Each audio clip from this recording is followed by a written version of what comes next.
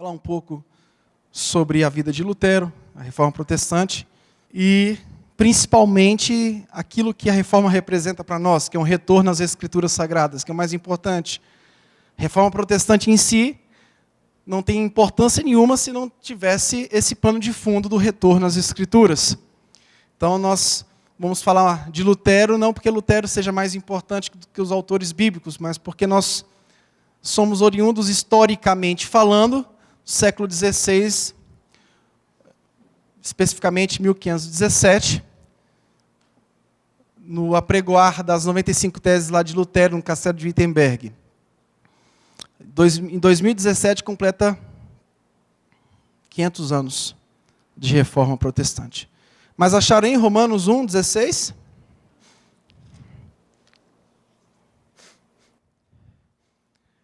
Romanos 1, versículo 16 ao 17 é o tema da carta de Paulo aos Romanos. E diz assim, se não perdeu o costume, fica de pé mais uma vez. Quem não achou, fique ao lado de alguém, por favor. Porquanto não me envergonho do Evangelho, porque é o poder de Deus para a salvação de todo aquele que nele crê, primeiro do judeu, assim como do grego, visto que a justiça de Deus se revela no Evangelho, uma justiça que do princípio ao fim é pela fé. Como está escrito, o justo viverá pela fé. Outro texto que faz parte da reforma, Salmos 46, que o pastor Maurício leu, é um texto que fala no período mais complicado da vida de Lutero, depois das doenças, dos problemas maiores, depois que ele apregou as 95 teses, num momento crítico, onde ele estava sofrendo perseguições, ele compõe um hino, Castelo Forte, que vai ser cantado ao final dessa mensagem. Mas o Salmos 32, versículo 1, versículo 2, também faz parte. O livro de Salmos e o livro de Romanos são dois livros que fazem parte dessa história, porque são livros que exaltam a justiça do Senhor. Diz o livro de Salmos 32, 1 ao 2. Feliz aquele cujas maldades Deus perdoa, e cujos pecados Ele apaga. Feliz aquele que o Senhor Deus não acusa. Que bênção, né, meu irmão? Feliz aquele que o Senhor não acusa de fazer coisas más e não age com falsidade. Salmos 32, versículo 1 e versículo 2. Bom, quando a gente fala da Reforma Protestante, a primeira pergunta que surge, o porquê que eu tenho que falar da Reforma Protestante? É importante para a nossa fé? Sim. Primeiro porque a igreja dita protestante surgiu no contexto da Reforma Protestante. Então nós somos oriundos de uma reforma do século XVI. Segundo, é importante porque a reforma trouxe uma mudança significativa da forma como nós temos que olhar para a palavra de Deus. Só para você ter uma ideia, o latim era o idioma oficializado, e não somente os leigos que tinham dificuldade com a questão de entender a palavra de Deus, mas como também o próprio clero. Porque o clero também tinha pouco acesso aos originais gregos. Até Erasmo de Roterdã, depois de 10 anos de estudo, de compilação, de tradução, proporciona aos padres a oportunidade deles terem a tradução dos originais. Então, o próprio clero, padres eles tinham dificuldade de entender aquilo que eles estavam fazendo. Você imagine. Mas e se eu estivesse aqui e tivesse com dificuldade de entender? Aí você fala, poxa, o mundo está perdido. Se nenhum pastor está entendendo o que ele está fazendo, imagine eu. É assim que aconteceu no século XVI. Até chegar ao século XVI, a Idade Média, o período das trevas, foi caracterizado por isso. Gente, não existe coisa pior no mundo que a ignorância. Sim ou não? Quando você não sabe alguma coisa e você descobre aquilo, é tão gostoso, é tão bom, é ou não é? Eu tinha uma ignorância em relação a um assunto chamado MEC. Meus colegas colocavam muito medo comigo, me deixava muito medroso. É quase que o MEC parecia mais o órgão do diabo, né? Aquela coisa estrondosa, difícil, aquilo ali é quase que impossível. E eu pensei uma coisa, eu vou estudar sobre isso. Eu vou começar a estudar sobre isso, como é que funcionam os procedimentos, como é que funciona tudo. E comecei a ler documentos. Eu comecei com um documento com quase 200 páginas, quase que eu morri para ler aquilo. Numa tarde eu falei, vou ler esse negócio aqui, eu quero entender esse negócio, porque eu quero sair da ignorância. Gente, a ignorância é triste demais. E quando você sai da ignorância, você entra num estágio de confiança, não no sentido que você tenha que confiar no processo e não em Deus. Não é nesse sentido que eu estou falando. Mas sabe aquela confiança que você tem de, poxa, não estou sendo enganado. Agora eu estou vendo como é que funciona a coisa. Agora eu estou vendo como é que as coisas, elas andam. Como é que faz para fazer isso? Quais são os procedimentos? Quem já passou por algum processo de ignorância na vida aí? Todo mundo, todos nós. E quando você sai daquele processo de ignorância, você fala, meu Deus, é como se viesse a luz no fim do túnel. E antes de Lutero, tinham duas pessoas, John Wycliffe, 1300 e alguma coisa, e John Huss. Wycliffe, provavelmente, historicamente, 1325. Eles já começaram a querer sair da ignorância. O Wycliffe começou a atacar aquela veneração que o catolicismo romano tinha em relação aos santos. O John Wycliffe começou a agir para mudar aquela circunstância. Ele também começou a atacar em relação ao purgatório. E aí, em relação às indulgências que existiam, você tinha que comprar a sua salvação. Imagine só que loucura. Comprar aquilo que Cristo entregou de graça. Depois vem o John Huss, 1372 a 1415. Ele diz, olha, a igreja é semelhante a Cristo. A igreja é semelhante a Cristo. Ele definia a igreja por uma vida semelhante à de Cristo e não pelos sacramentos. Porque os sacramentos para a igreja católica eram meios de salvação.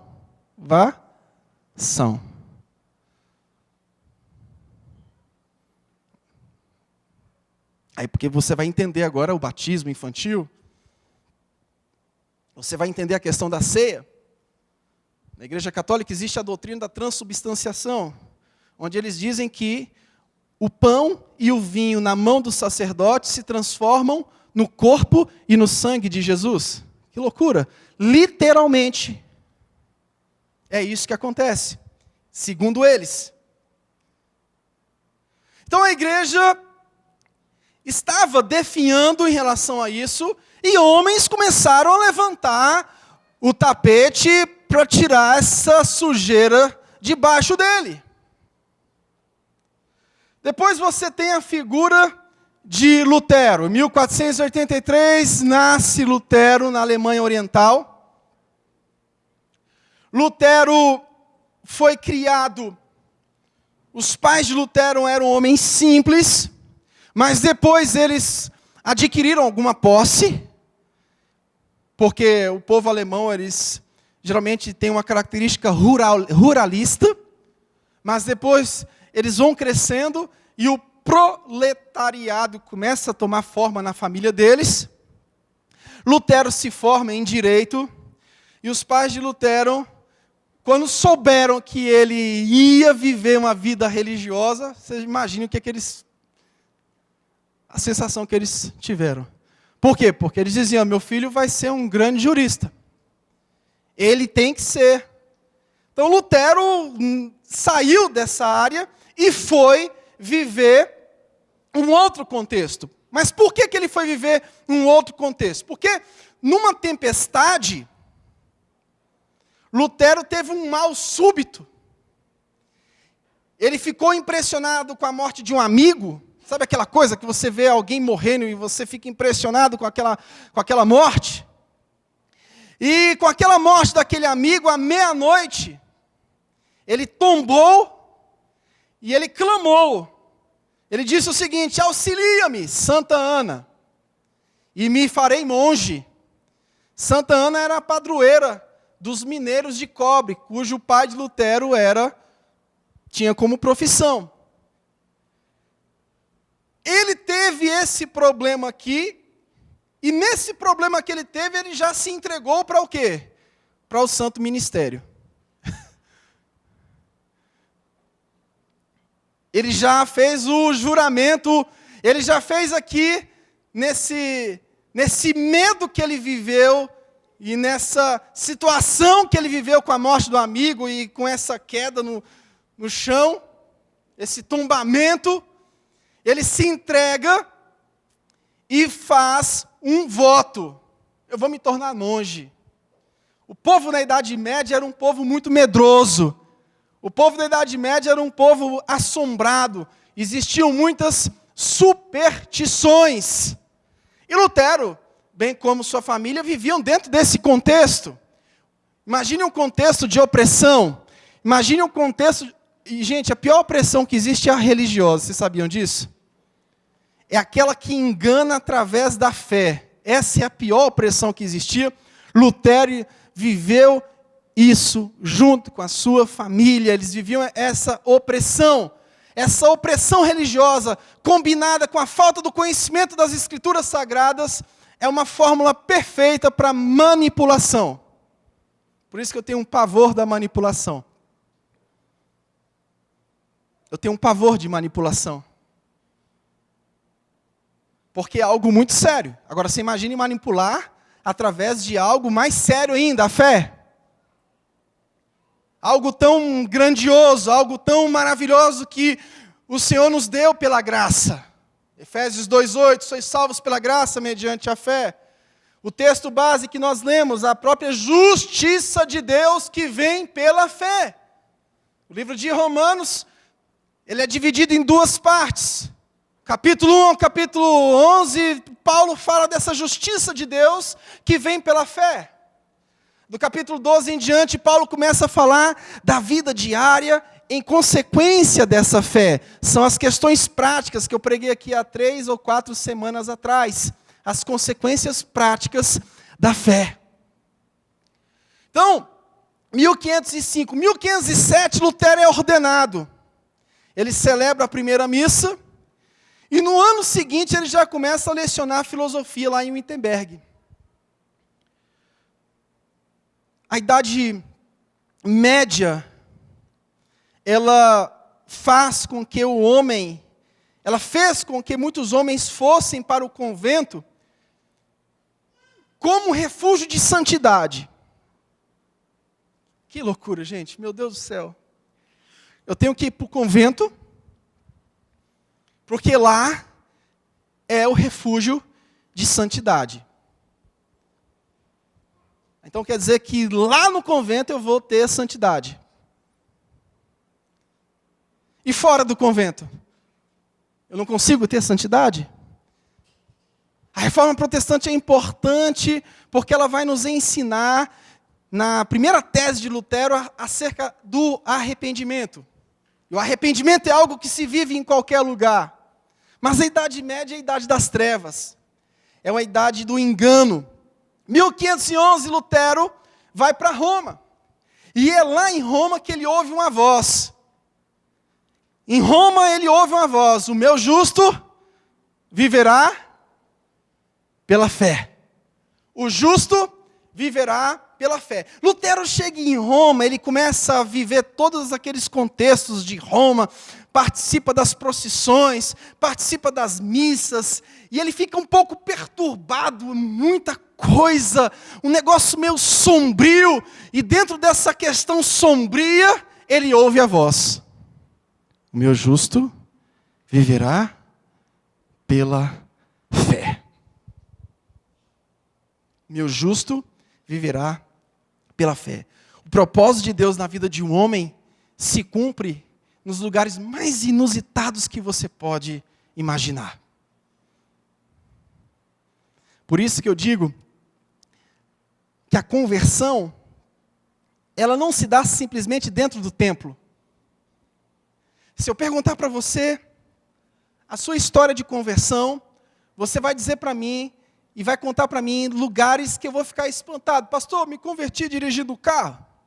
Pastor, eu estava no chuveiro tomando banho, e de repente o Espírito Santo tocou em mim de uma forma tão maravilhosa que eu abandonei o pecado, procurei logo me render diante do Senhor. Cada um aqui tem uma história de conversão.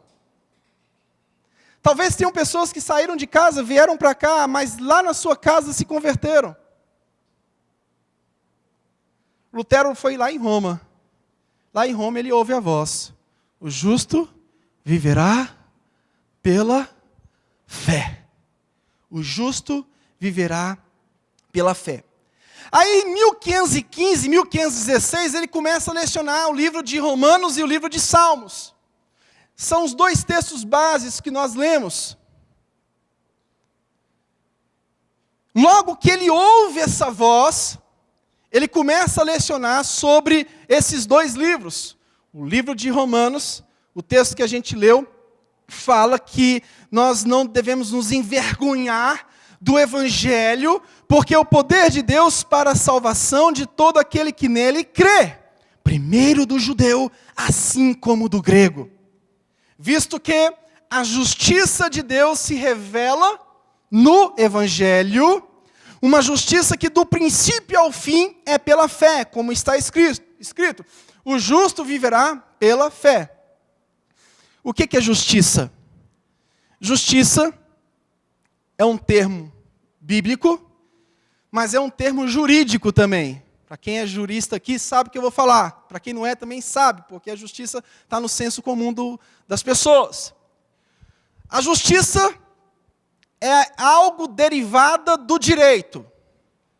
Quando um juiz sentencia a teu favor, o direito, através da lei, está cumprindo o seu dever máximo, que é o dever de justiça. Quando Jesus morre na cruz, como nosso justo juiz, ele entrega para nós uma sentença de absolvição. Ou seja, o nosso direito agora é uma sentença de absolvição diante de um Deus Todo-Poderoso, que nós vamos comparecer perante Ele, no tribunal dele, mas já vamos comparecer com a sentença de absolvição. Porque Ele nos absolveu na cruz.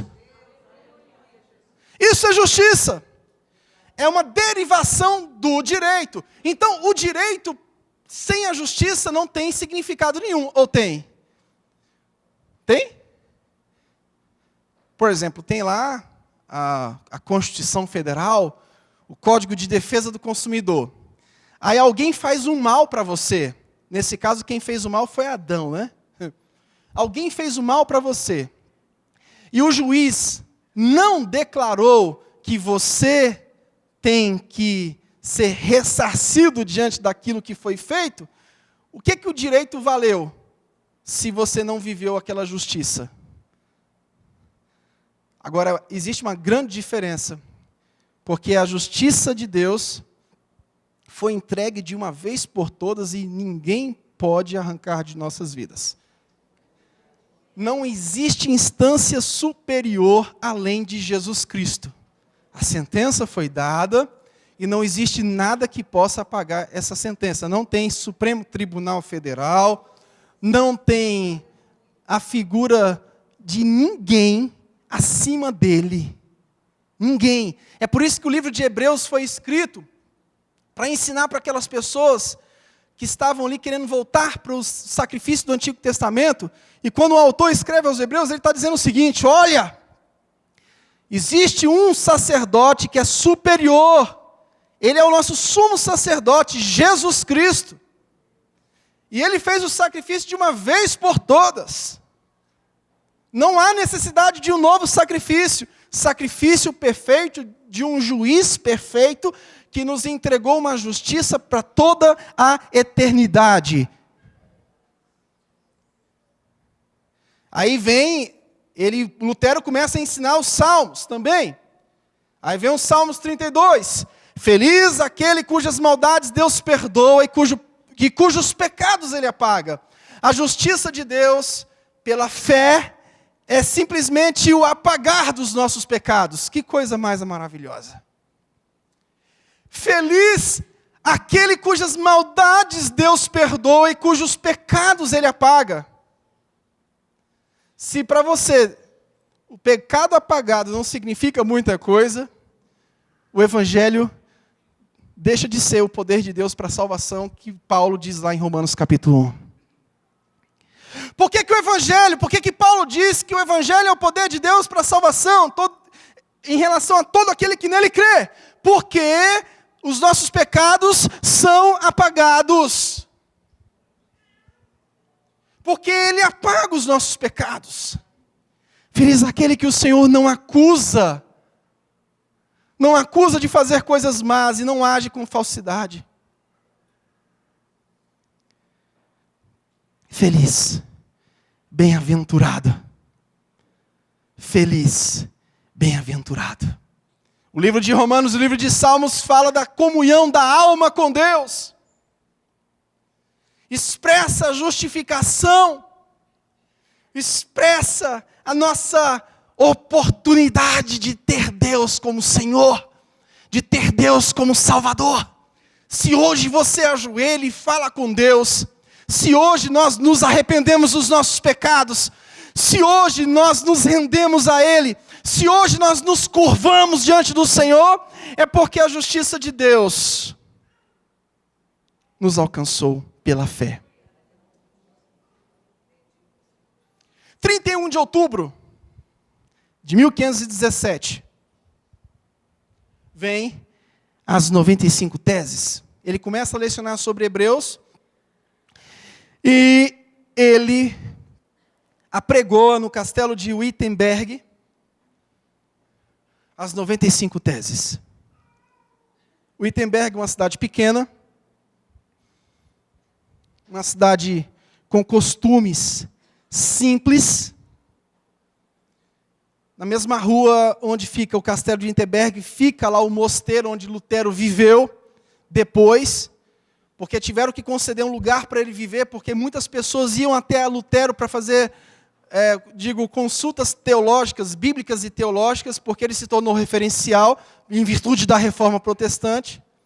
Mas 1517, 31 de outubro de 1517, ele apregou no castelo as 95 teses para combater o sacro imperador e a venda das indulgências.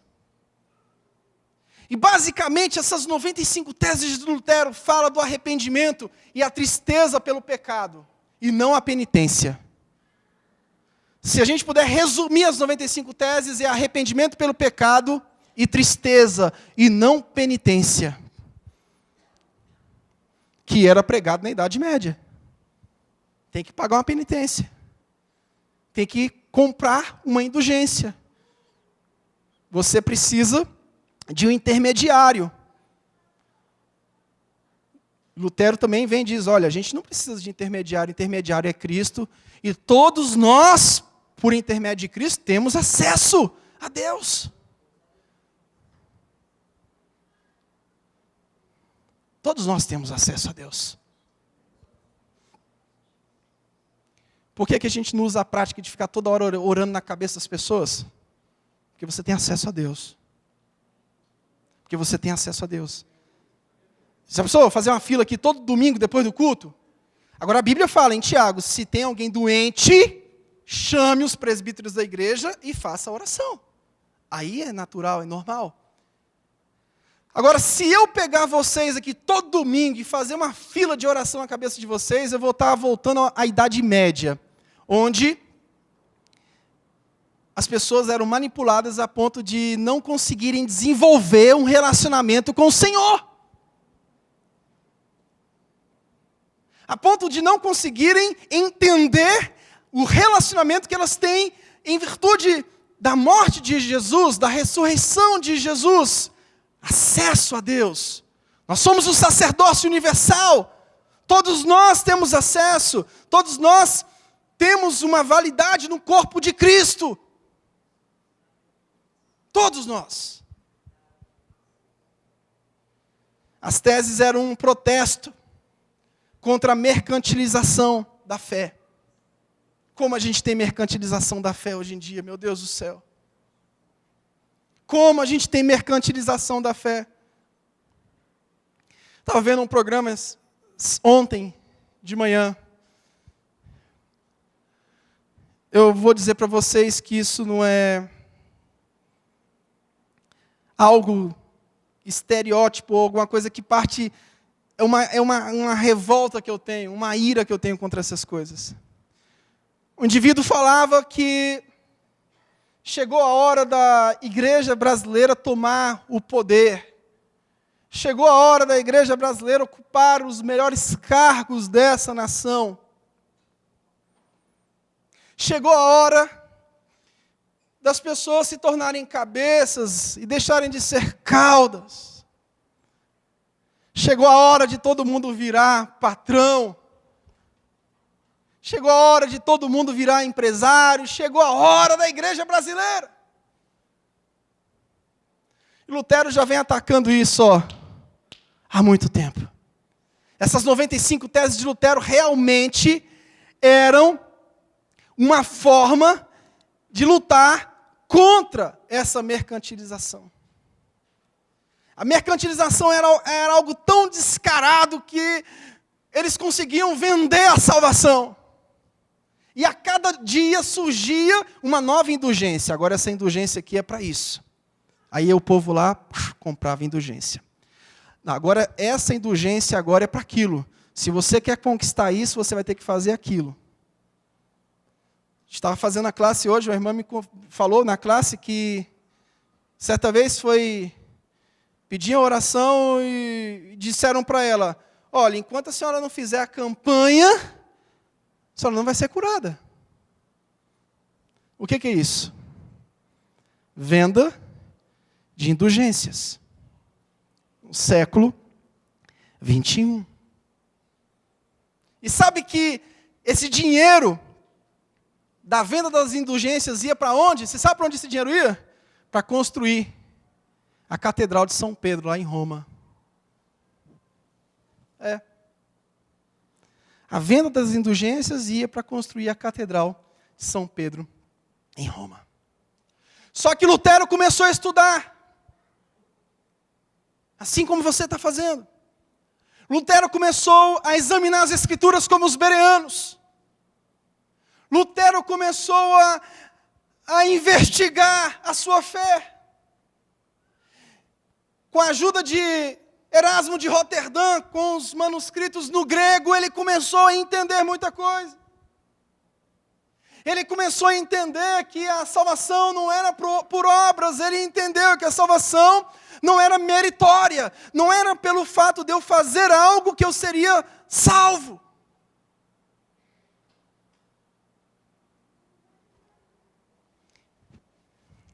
Geralmente quando a gente se converte, a gente vive muitas questões dos méritos.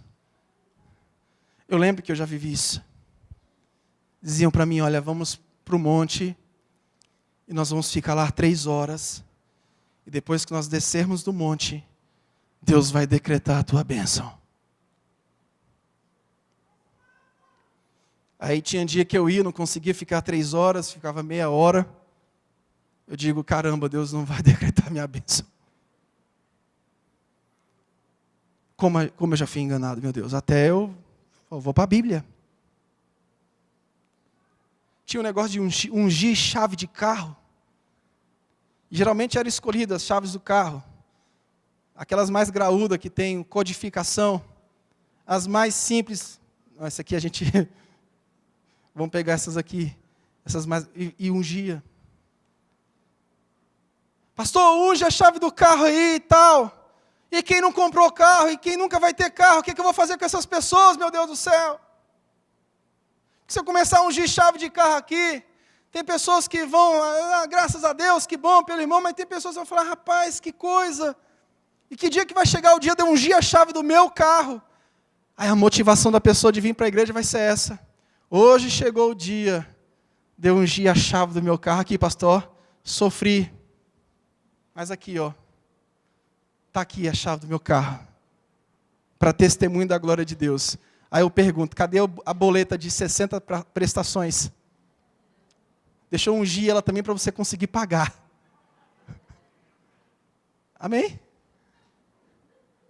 Que tem que ungir a chave, tem que ungir o... Chamex?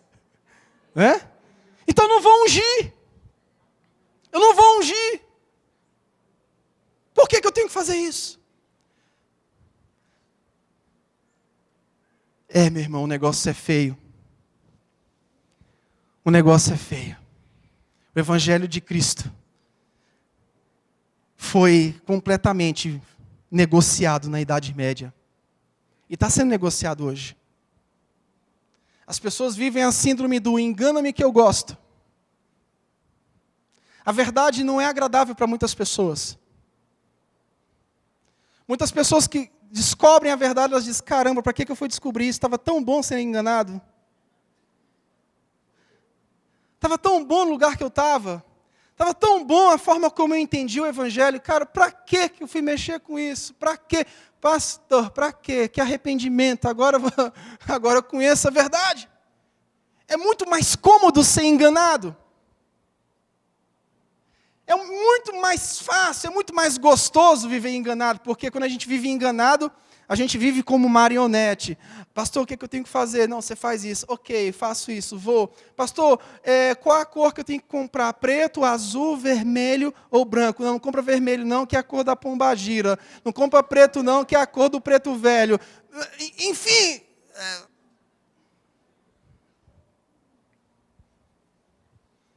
A primeira tese de Lutero... Arrependei-vos. Certamente quer que toda a vida dos seus crentes na terra seja de contínuo arrependimento. Arrependei-vos. Foi as coisas que João Batista e o próprio Jesus, no livro de Mateus, falaram. O livro que fala do reino de Deus. Arrependei-vos porque está próximo o reino dos céus. A primeira tese de Lutero foi arrependimento. E como nós precisamos de arrependimento.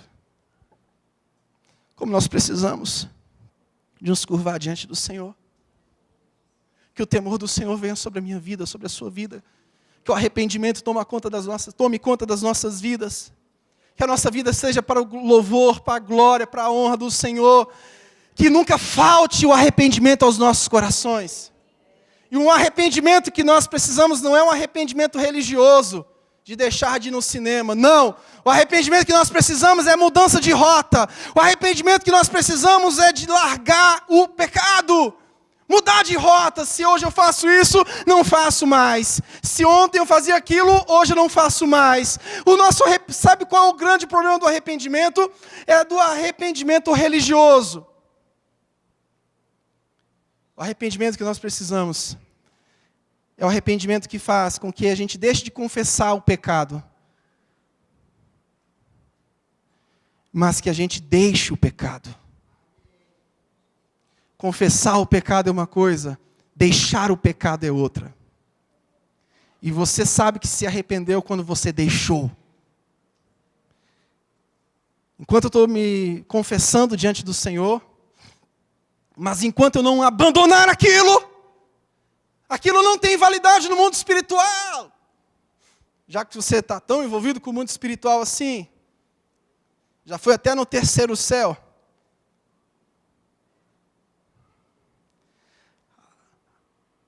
Confissão só tem validade quando nós mudamos de direção. Eu não quero isso e não vou fazer mais isso. A minha vida está desse jeito, agora eu não quero. Pela graça do Senhor eu entendi que Jesus é o Cristo. Pela graça do Senhor eu entendi que Ele é o meu Salvador. Pela graça do Senhor eu entendi que Jesus é aquele que apagou uma dívida que era contrária a mim.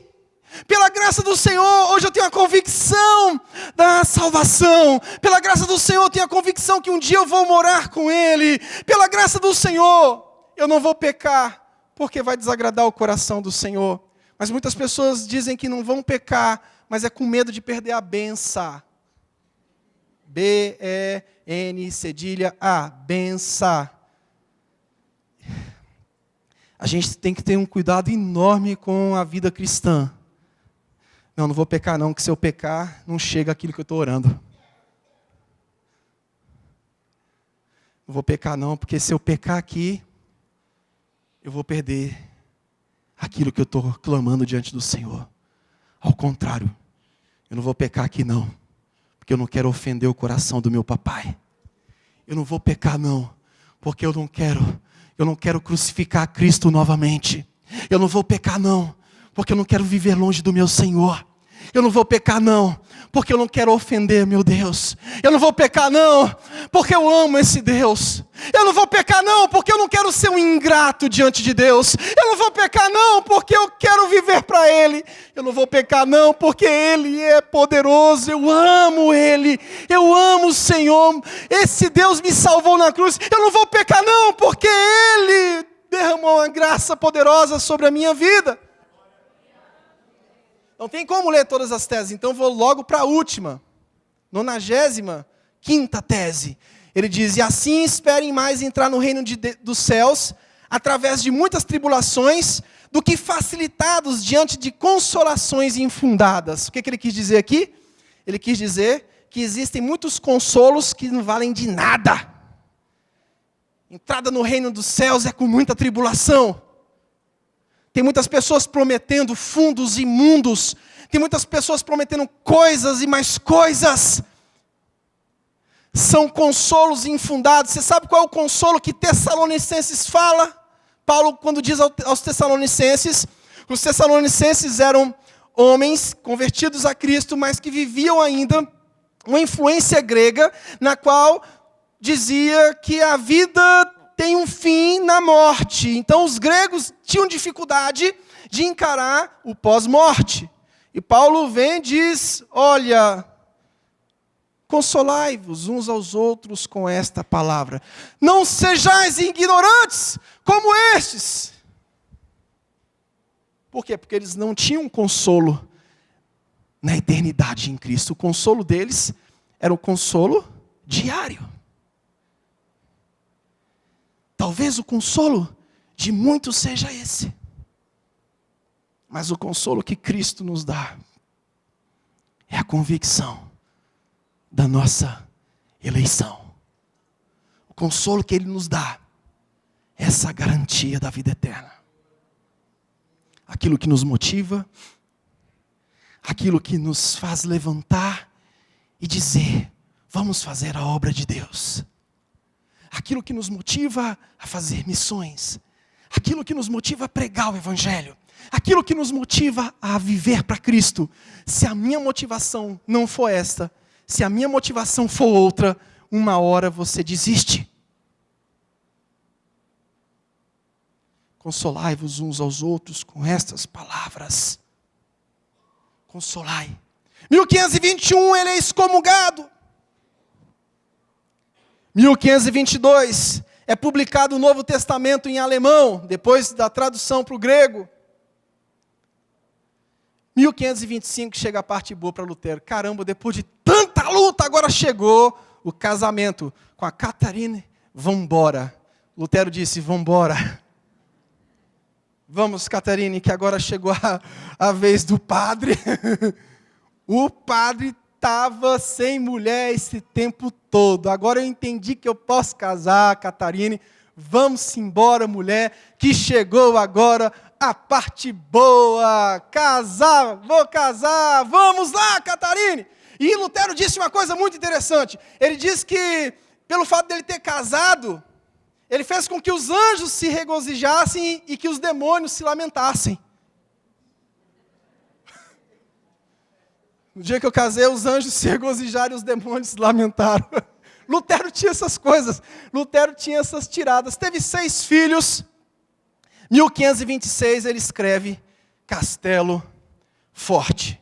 Diante de muitas lutas, diante de doenças, diante de artrite, artrose, tudo com ose ele viveu, tudo que é sofrimento ele viveu, e ele compõe um cântico Castelo Forte, com base nos Salmos de número 46, que é um Salmos onde o salmista exalta a soberania de Deus, exalta o cuidado de Deus, em detrimento dos inimigos de Israel.